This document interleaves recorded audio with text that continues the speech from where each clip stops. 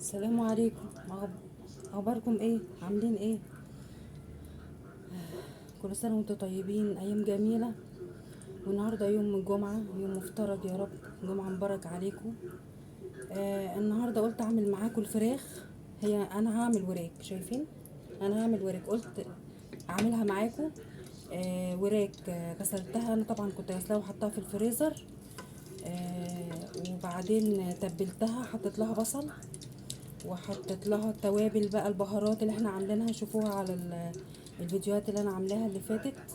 ومرق الدجاج والحاجات اللي انتوا عارفينها دي. وسبتها شويه، سبتها مثلا ساعه. فانا بقى هقول لكم بقى طريقتي ان بعملها ازاي في الحله، وبتبقى طعمها جميل. بحط معلقه سمنه زي ما انتوا شايفين، اي سمنه عندكم.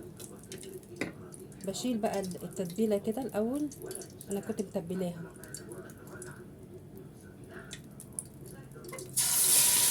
سامعين؟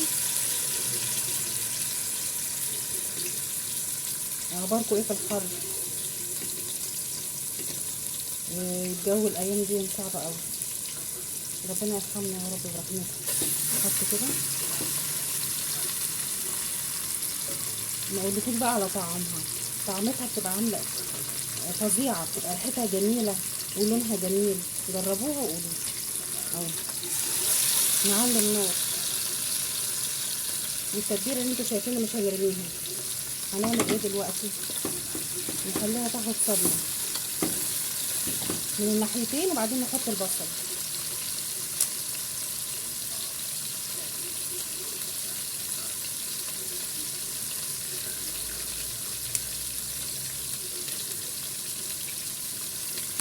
شايفين معايا؟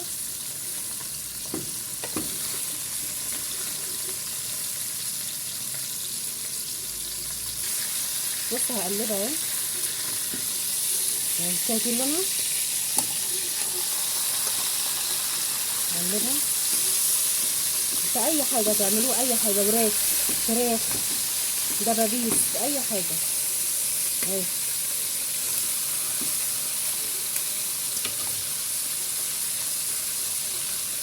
ومتشكره لكل واحد علق لي ايده الجميله دي اللي بتتحط على الاشتراك وبتحط على اللايك. بصراحه يعني انا متشكره لكم تشجيعكم. بتشجعوني والله. ربنا يكرمكم يا رب. يلا دوسوا على الاشتراك بقى، وفعلوا الجرس عشان يجيلكم كل جديد. وان شاء الله هجيب لكم كل جديد، وكل حاجه انا بعملها هوريها لكم. يعني كل حاجه بعملها مش هدخل عليكم باي حاجه يعني. وشفتوا الفيديو بتاع التوابل، وشفتوا بتاع الجلاش والملوخيه والباميه. خشوا على قناتي هتشوفوا كل ده. ربنا يكرمكم يا رب، يخليكم عيالكم ويبارك لكم فيهم يا رب. آه يلا احنا كده قلبناها. نخليها برضو نفس اللون. شايفين معايا؟ خليها نفس اللون. هنحط بقى البصل اهو. نحط كده البصل اللي احنا متبلينه بيه. بس شايفين كده؟ تديها طعم تاني، والشوربه بتبقى جميله قوي.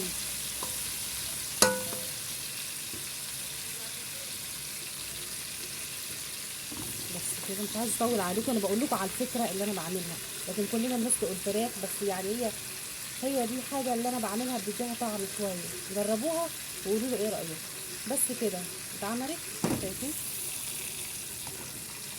نحط بقى الميه مغليه.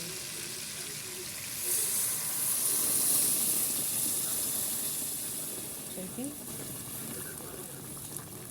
طعم الشوربه ولون الشوربه بيبقى حاجه تانية خالص. بس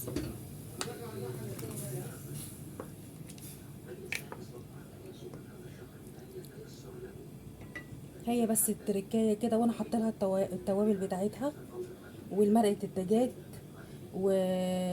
والملح. لا لسه مش هحطه دلوقتي. انا كنت حاطه مرقه دجاج وملح حبه صغيره، لكن الملح اللي يخليها مظبوطه مش دلوقتي، شويه كده لما تغلي. بس كده. متشكره لتعليقاتكم، ويا ريت تشتركوا في القناه علشان القناه تكبر بيكم. والله بحبكم قوي، وانتظروا مني اي جديد ان شاء الله.